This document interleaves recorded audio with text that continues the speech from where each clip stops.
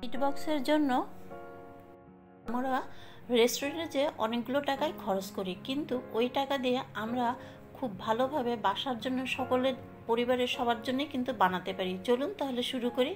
আসসালামু আলাইকুম। আমি 1 কাপ মাংস নিয়েছি। দিয়ে দিলাম স্বাদ মতো লবণ, হাফ টেবিল চামচ মরিচের গুঁড়ো, পেঁয়াজ বাটা 1 টেবিল চামচ, আদা বাটা হাফ টেবিল চামচ, ধনের গুঁড়ো হাফ টেবিল চামচ, সয়া সস সামান্য। আমি একটু ময়দা ছিটিয়ে মাংসগুলো ভালো করে মেখে রাখবো।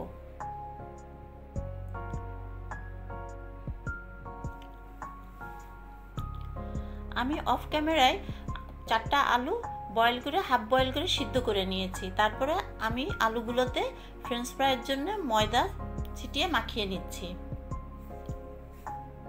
দিয়ে দিলাম সামান্য লবণ দিয়ে আমি মাখিয়ে রেখেছি। এখানে আমি 3টা সসেস কেটে নিব একটু মোটা মোটা করে। আপনারা আপনাদের পছন্দের ব্র্যান্ডের সসেসটা নেবেন।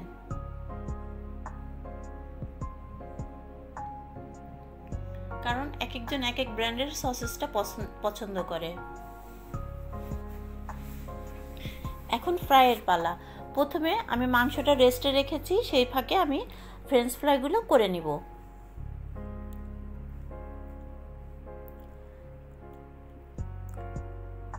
জিনিসটা অনেক সোজা, সব জিনিসগুলো একবারে রেডি করে নিলে করতে অনেক সুবিধা হয়। আমার ফ্রেঞ্চ ফ্রাইটা হয়ে গেছে।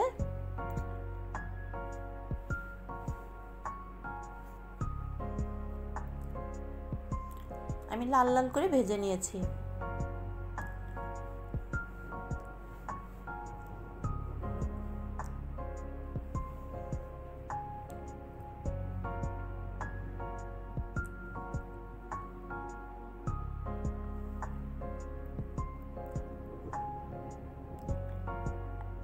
এখন আমি সসেসগুলো ভেজে নিব।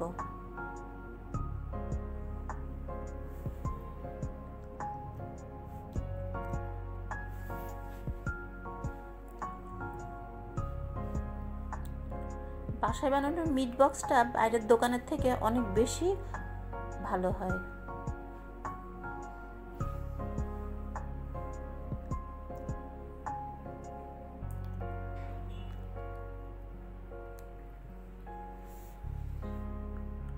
আমার সসেসগুলো ভাজা হয়ে গেছে, আমি এগুলো উঠিয়ে ফেলছি।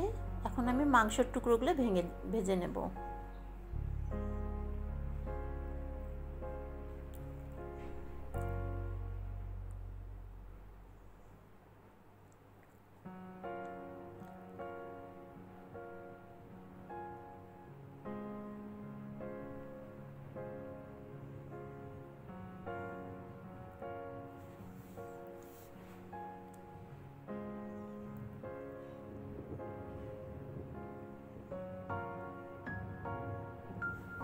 আমার মাংসের টুকরোগুলো ভাজা হয়ে গেছে।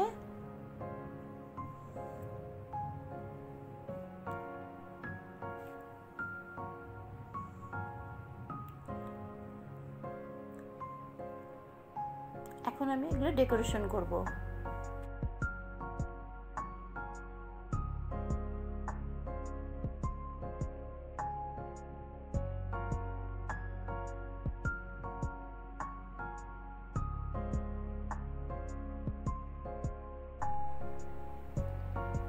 প্রথমে আমি ফ্রেঞ্চ ফ্রাইগুলো দিয়ে নিচ্ছি, তারপরে মাংসের টুকরো, সসেস। আপনারা আপনাদের পছন্দ মতো সাজিয়ে নেবেন, সাজানোটা নিজের পছন্দের মতো।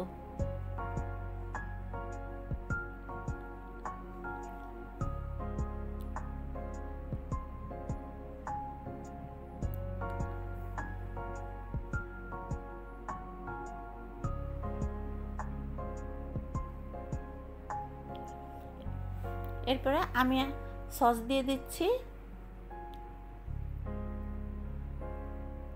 তারপরে আবার মাংস, আবার সসেস, এইভাবে আমি এটা পুরো সার্ভিং বোলটা ভরে ফেলবো।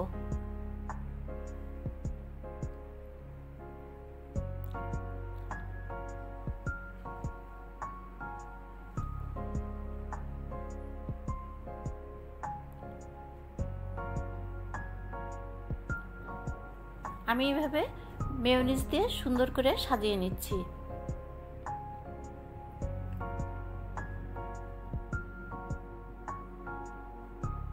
তারপরে দিয়ে দিলাম ক্যাপসিকাম।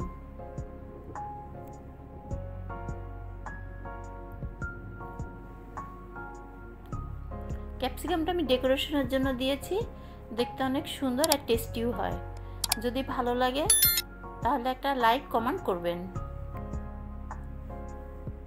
আল্লাহ হাফেজ।